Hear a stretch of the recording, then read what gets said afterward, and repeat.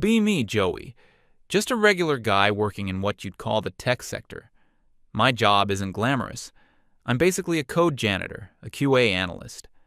I find the bugs the real geniuses create, document them, and send them back. It pays the bills. The office was, for the longest time, just a place. Not good, not bad. A perfectly neutral zone of corporate beige.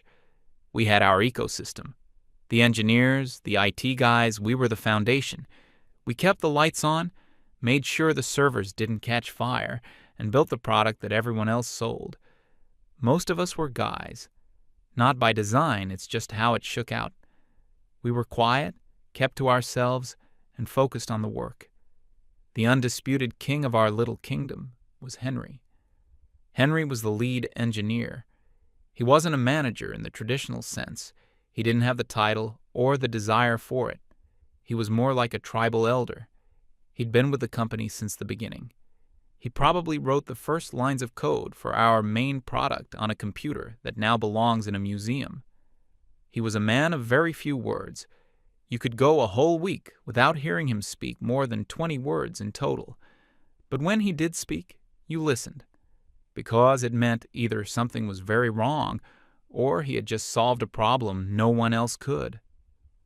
I remember one time, a few years back, our entire client database got corrupted.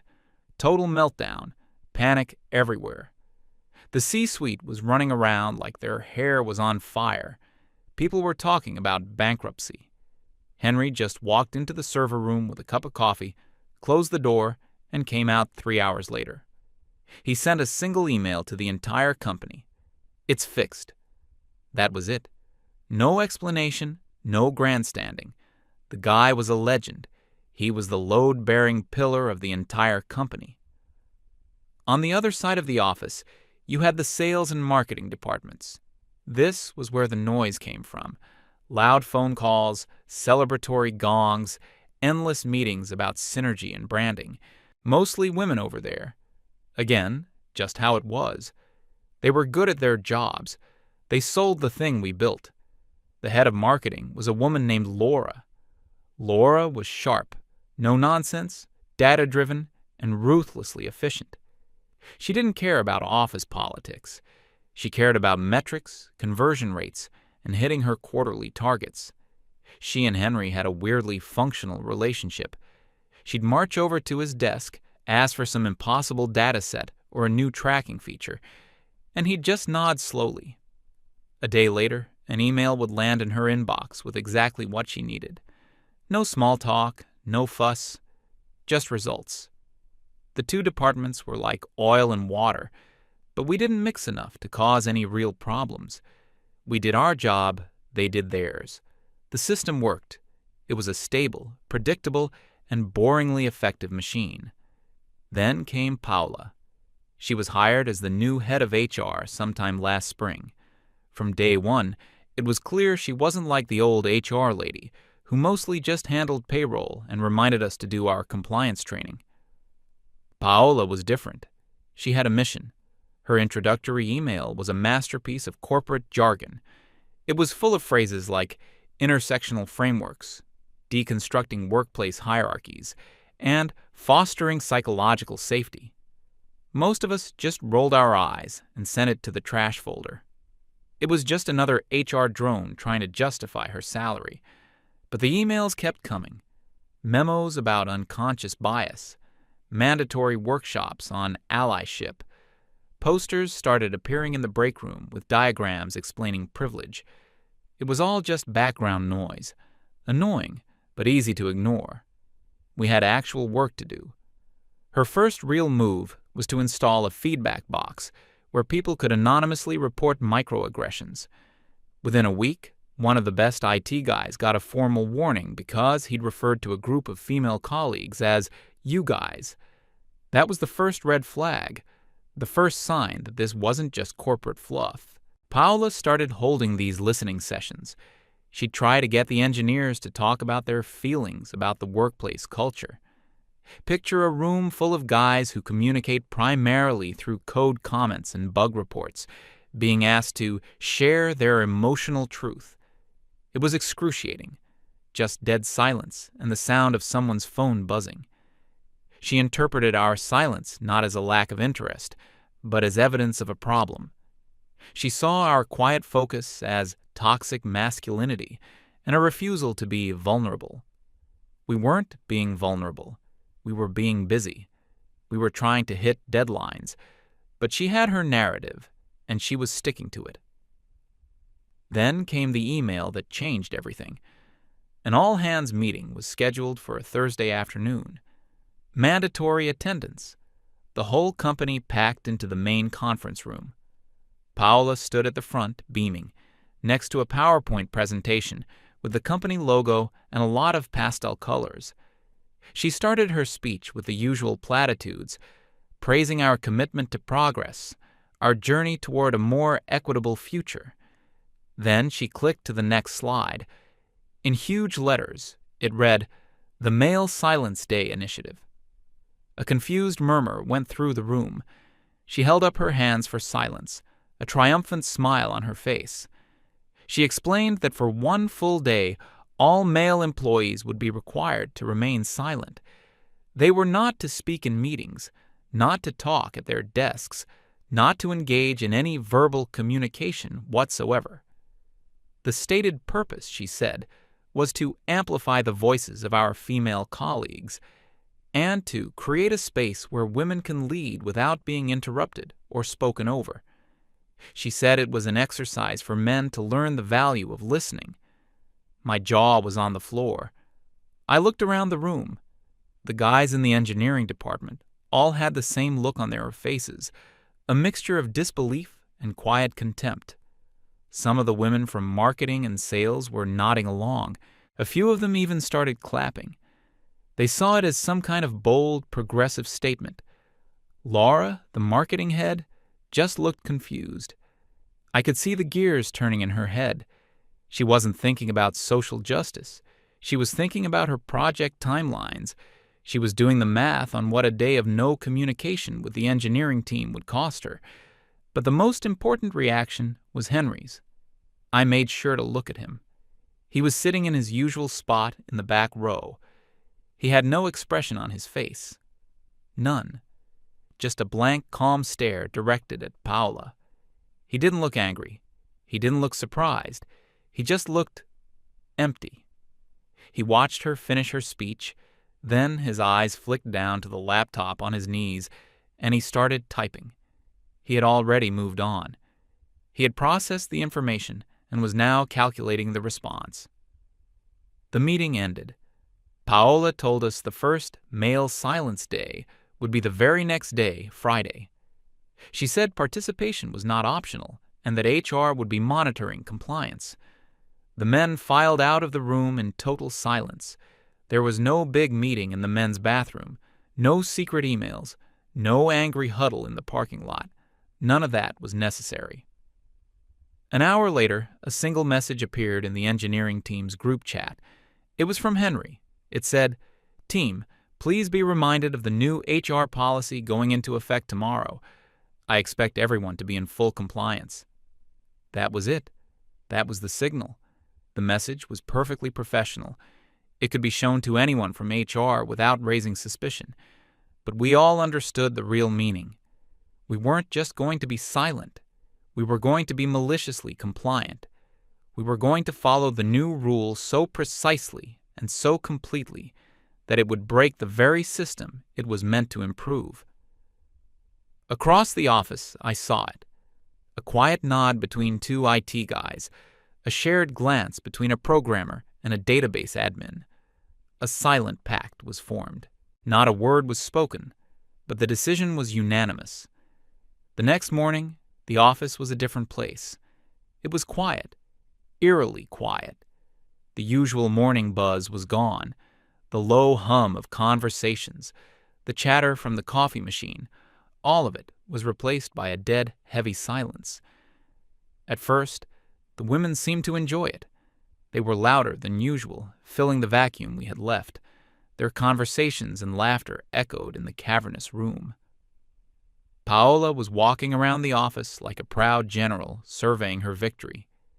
She had a clipboard, and was literally making notes, a smug grin plastered on her face. She thought she had won. She thought she was changing the world. The first crack appeared around 10 a.m. Laura from marketing needed access to the latest customer analytics from the main server to prepare for a big meeting. Normally, she'd just walk over to Henry's desk. She did just that. I watched the whole thing from my cubicle. She walked up to his desk and started talking, explaining what she needed. Henry stopped typing. He looked up at her, gave her a small, polite smile, and then slowly raised his hand and pointed. He was pointing to one of the posters Paola had put up everywhere, the one with the big, bold letters, "A Day to Listen, Male Silence Day." Laura stared at the poster, then back at Henry. Her expression shifted from confusion to frustration. She tried again, speaking slower this time, as if he didn't understand. Henry just smiled again, a patient, placid smile, and gestured back toward the poster. He wasn't being rude, he was just complying. She finally huffed in annoyance and stormed off. She went to another senior engineer, a guy named Mike. Mike gave her the exact same routine. A polite smile, a point to the poster. Laura was starting to realize the box she was in. She had a deadline, and the men who held the keys to her data were following the new rules to the letter. Throughout the day, little fires started breaking out all over the office. A saleswoman couldn't generate a quote because the pricing tool, which an engineer had built, was throwing an error. She asked for help and was met with a silent, apologetic shrug. The main office printer jammed. The IT guy came over, opened it up, saw a complex paper jam, and then communicated the problem through an elaborate series of hand gestures, like a game of charades. He couldn't ask anyone if they had tried to fix it themselves, so he had to assume the worst. It took him 45 minutes to fix what was normally a 5-minute job. Every interaction was the same. Men would respond to emails, but only with the bare minimum of information. A request for a file would be met with an email containing only the attachment. No, "Here you go," or "Let me know if you need anything else." Just the file. It was a masterclass in passive resistance. We were doing our jobs, but without the vital lubricant of casual, quick communication. The office, which was once a functioning machine, was now grinding to a halt. By the end of the day, the mood had shifted. The initial glee from the women had evaporated, replaced by a tense, simmering frustration. Paola still seemed oblivious. She sent out a company-wide email congratulating everyone on a successful and insightful first Male Silence Day. She praised the men for their thoughtful participation.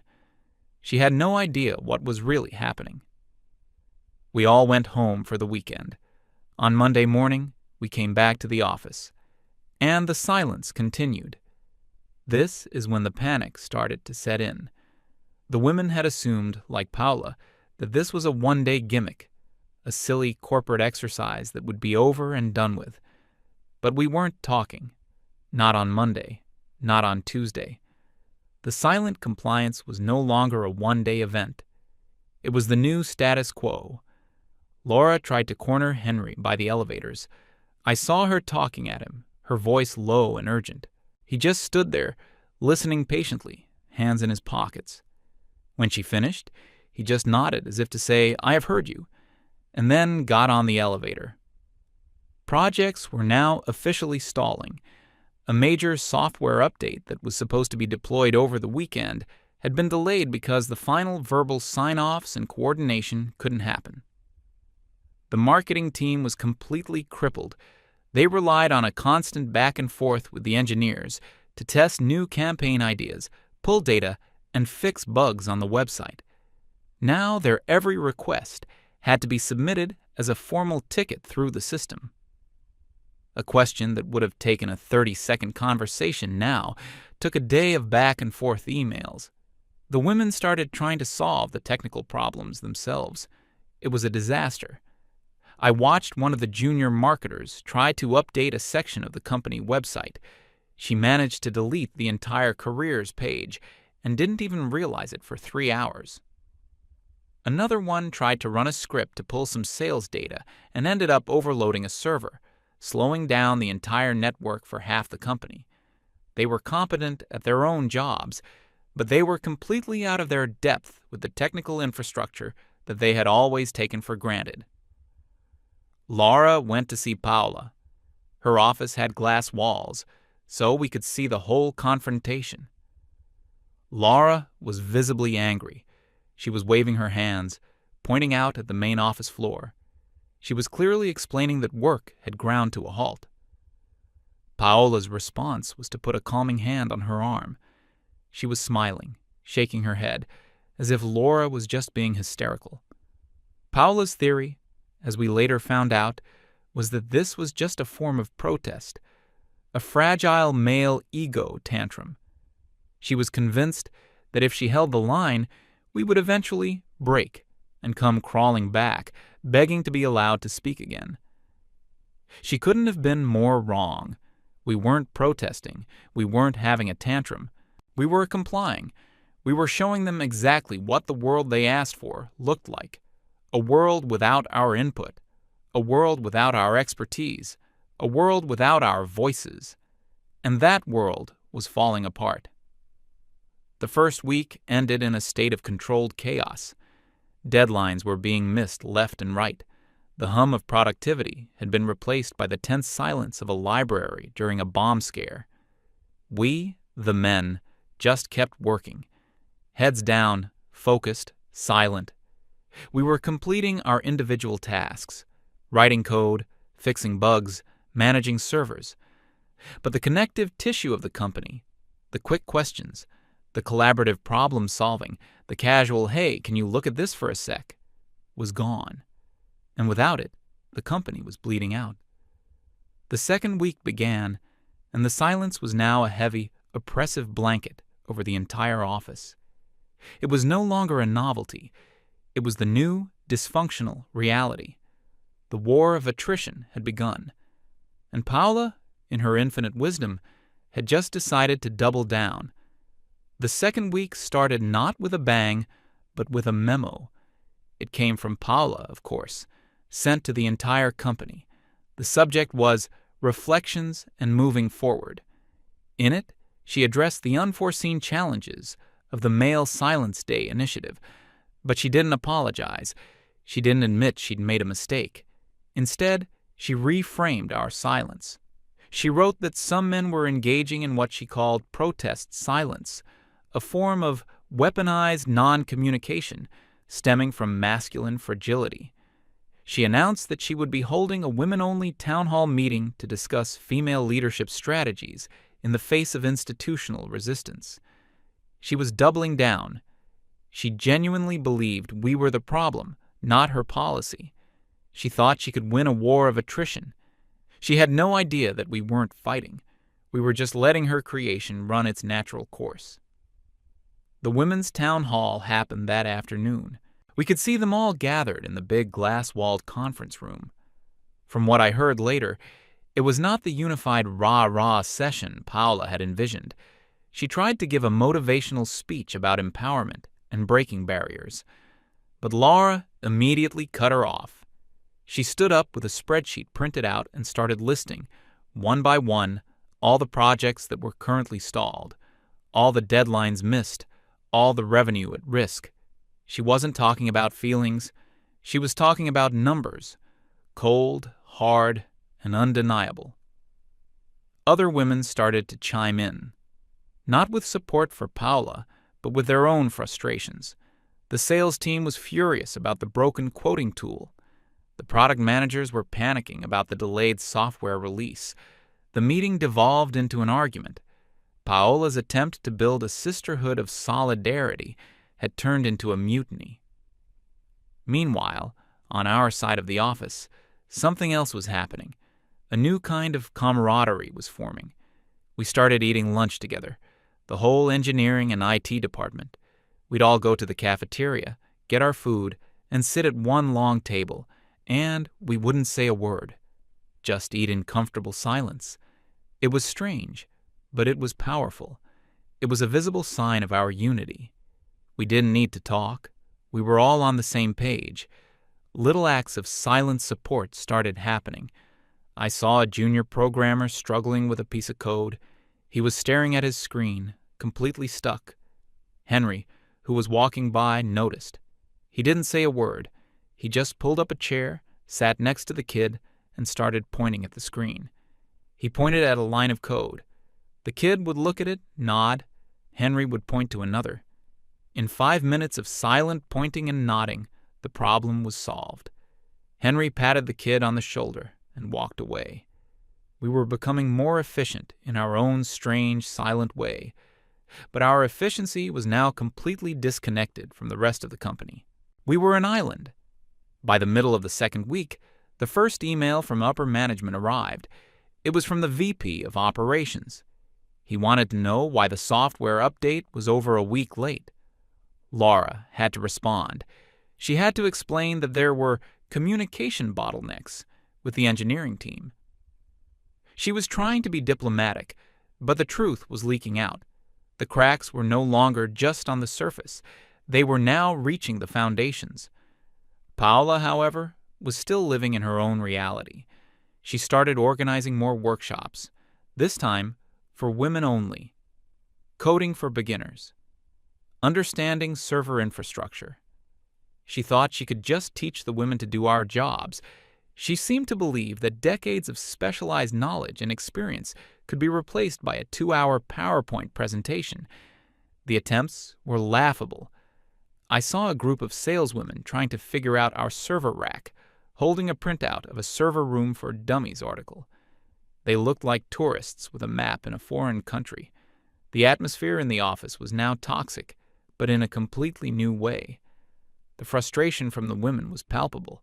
They started snapping at each other. The blame game was in full swing. The men just kept our heads down. We were immune to it. We were in our own silent world. I once made eye contact with Laura from across the room. She looked exhausted, defeated, and for the first time, she looked at me with something that wasn't frustration. It was a look of desperate appeal. I just gave her a small, helpless shrug. My hands were tied by her own side's rules.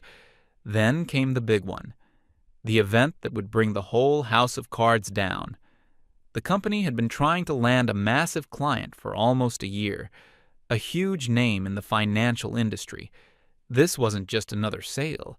This was a company maker, a deal that would secure our budget for the next 5 years. We were in the final stages. The last step was a technical deep dive call with the client's engineering team. They needed to be sure our platform was secure, stable, and scalable enough for their needs. This was Henry's domain. He was the only one who could answer their questions with the depth and confidence required. The meeting was set for a Wednesday morning, week 3 of the silence. An email went out scheduling the call. The required attendees included the CEO, the CTO, Laura, Paola, Henry, and his 3 most senior engineers. This was going to be interesting. The morning of the call, the tension in the office was so thick you could taste it. At 10 a.m., we all filed into the main boardroom, the big one, reserved for the most important meetings. The CEO was there, looking grim. Laura looked like she hadn't slept in days. Paola was there too, looking uncharacteristically nervous. I think even she was starting to realize that this was a situation her HR playbook had not prepared her for. And then there was Henry and his team. They walked in, sat down, opened their laptops, and waited. Silent, professional. The video call started. On the giant screen, we saw a panel of serious-looking people, the client's tech team. The initial introductions were handled by our CEO. He was trying to sound upbeat, but his voice was strained. Then, the client's lead engineer, a man with a stern face and no time for nonsense, got straight to the point. He started asking questions, deep technical questions, about our data encryption protocols in transit and at rest, about our API's rate limiting and failover mechanisms, about our disaster recovery plan and the latency of our database replication. These weren't softball questions. This was a technical interrogation. After the first question, our CEO turned to Henry. "Henry, could you speak to that?" Henry looked at the CEO. He then turned his head and looked at the client on the screen. He gave them a polite, professional nod. And then he did nothing. He just sat there, in silence. The CEO's face started to turn red. "Henry, I need you to answer the question." Henry didn't even flinch. He slowly, deliberately turned his head to the side and looked directly at Paola. It was the most devastatingly powerful move he could have made.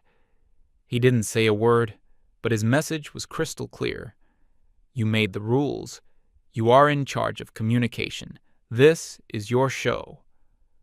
All eyes in the room swiveled to Paola. She looked like a deer caught in the headlights of a freight train. She started to stammer. She tried to answer the question about data encryption by talking about synergizing our security paradigms and leveraging best practice frameworks. It was complete, undiluted gibberish, a word salad of corporate buzzwords that meant absolutely nothing. The client's lead engineer on the screen just stared at her, his expression turning from serious to incredulous. He cut her off mid-sentence. "Ma'am, that was not an answer. That wasn't even a sentence. Can someone who actually knows what they're talking about please respond?" The CEO was practically vibrating with rage. He hissed at Henry. "Answer him, now! That's an order." Henry remained perfectly still. He was a statue. He was complying with HR policy. An order from the CEO did not supersede a mandatory company-wide initiative implemented by HR. In the corporate world, HR rules are ironclad. The client's team started talking amongst themselves, their microphones muted. We could just see them shaking their heads. Then, their lead engineer unmuted himself. "You know what?" he said, his voice dripping with contempt. "We're done here. We cannot and will not partner with a company that is this fundamentally broken. Thank you for your time." And the screen went blank. They had hung up. The deal was dead. For about 10 seconds, there was a profound, absolute silence in the boardroom. The only sound was the hum of the air conditioning. Then the CEO exploded. I had never seen anything like it. He slammed his fist on the table so hard that the water pitchers jumped. He turned to Paola, his face a mask of pure fury. He didn't yell. He spoke in a low, shaking voice that was far more terrifying than any shout. He told her to get out. She just stared at him, speechless. He pointed at the door. "Get out of my boardroom, now." She scrambled out of her chair and practically ran from the room. The CEO then looked at Henry. His anger was still there, but it was now mixed with a look of dawning, horrified understanding. He looked at Henry, then at the empty chairs of his silent team, and then around at the wreckage of the call. He just shook his head, looking utterly defeated. He turned to the rest of us. "Meeting's over," he mumbled, and walked out of the room. An hour later, the email landed in everyone's inbox. It was from the CEO himself. Subject: an important update on workplace communication policies. The email was short and to the point. It stated that a recent HR initiative has been immediately and permanently suspended. It went on to say that effective immediately, all employees are expected to resume normal, collaborative, and verbal communication as required to perform their duties. It ended with an apology for any disruption this may have caused to our productivity and our business. It was a total, unconditional surrender. The next morning, Paola called an all-hands meeting, the one where she had to formally announce her defeat.